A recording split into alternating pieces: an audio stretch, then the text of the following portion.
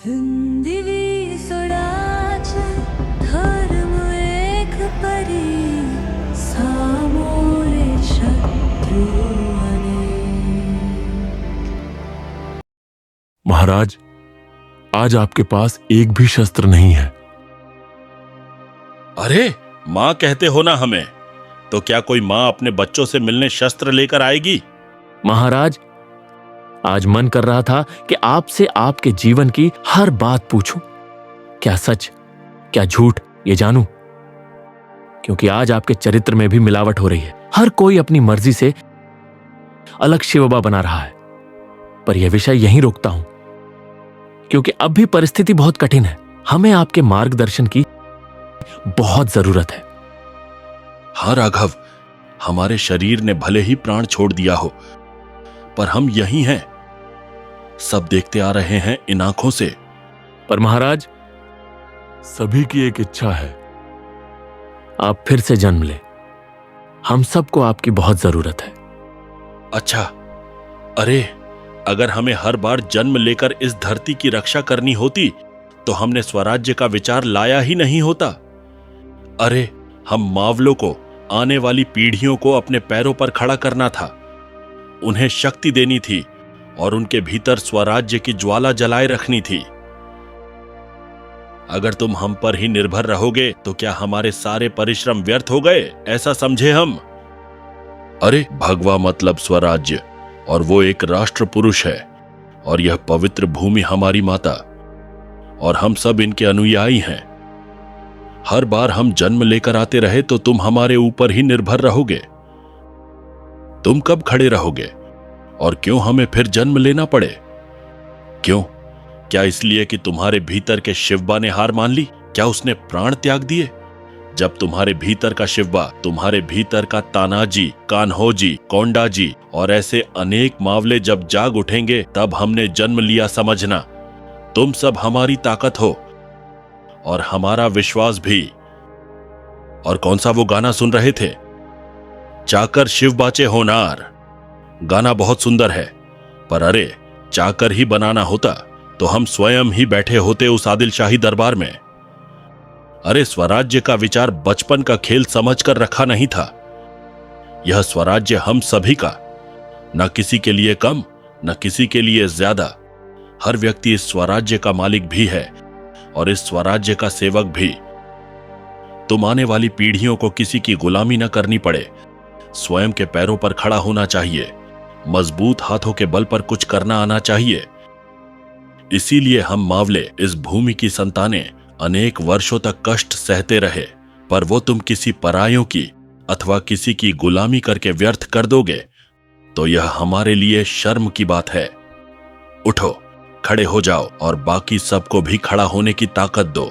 किसी को गिराने की कोशिश मत करना, और अगर कोई तुम्हें गिराने की कोशिश करे तो उसे वहीं गाड़ दो। जैसा आदेश महाराज। हम एक दूसरे का साथ देने का पूरा प्रयास जरूर करेंगे। कोई पीछे रह गया तो उसे हाथ देंगे। पर महाराज, और एक बात करनी है महाराज। आजकल लोगों को अपनी मातृभाषा से पराई भाषा मीठी लग रही है। जिस भाषा में संत ज्ञानेश्वर ने विश्व का सार बताया, जिन भाषाओं में आप बड़े हुए, वही भाषाएं बोलने में लोगों को शर्म आने लगी है। कौन सी? वो अंग्रेजी ही होगी। हमें पहले ही पता था कि इन गोरे टोपी वालों का खेल, इसलिए हमने इन्हें काबू में रखा था। पर काल बीतने पर इन्होंने सांप जैसे दांत दिखाए ही। हां, प्रमाण नहीं, इतने अत्याचार और संस्कृति का नाश होता रहा महाराज। तभी आप आदर्श बनकर खड़े थे। इसलिए अनेक क्रांतिकारी लोगों ने क्रांति करके, सभी अत्याचार सहन करके इस भूमि को एक खुली सांस प्रदान की। पर वह अंग्रेजी मानसिकता यहीं पर अटक चुकी है। पहले वे मुगल और फिर अंग्रेज, इन सभी ने खूब सताया इस मातृभूमि को और संस्कृति को। लोग जाग तो रहे हैं, पर अन्याय कम नहीं हो रहा। और आपने जिस राजकारण का, समाज कारण की नींव इस भूमि में रखी थी, वह पूरा खत्म सा लग रहा है। जिनमें सामर्थ्य है वे भीष्म की तरह द्रौपदी पर का अत्याचार खुली आंखों से देखते हैं, और जो कृष्ण होना चाहते हैं उनको यह न्याय व्यवस्था जंजीरों में जकड़ लेती है। हजारों लड़कियां आए दिन इन नराधमों के हाथों अत्याचार भोग रही हैं। हम कैसे सामना करें इस सब का? अरे तो तुम रोको यह सभी। कौन रोक रहा है तुमको? अपनी माता समान इस संस्कृति का और यहाँ की माता बहनों का रक्षण कर नहीं सकते तो तुम्हारा जीवन व्यर्थ है। कायर हो तुम सब, कायर। धर्म स्थापना के लिए स्वयं परमेश्वर भी आगे आए तो उससे टकराने की भी हिम्मत तुम में होनी चाहिए।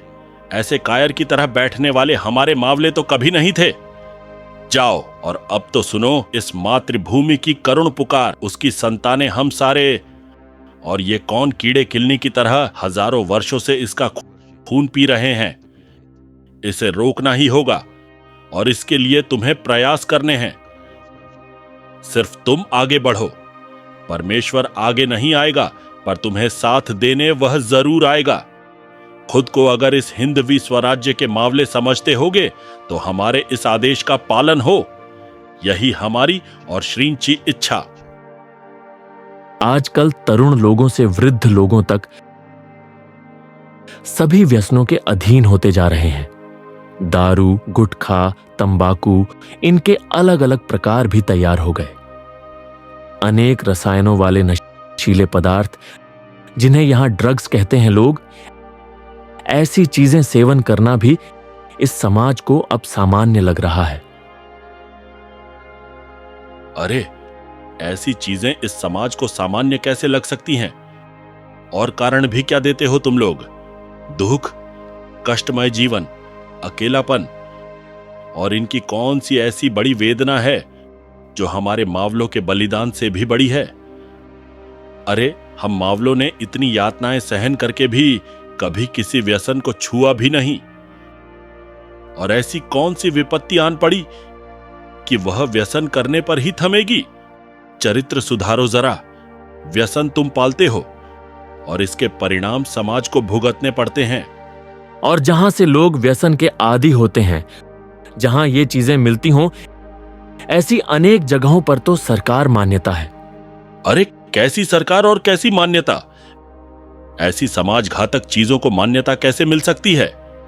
मां बहनों की मांग उजड़ गई इन चीजों से और तुम मान्यता दे बैठते हो।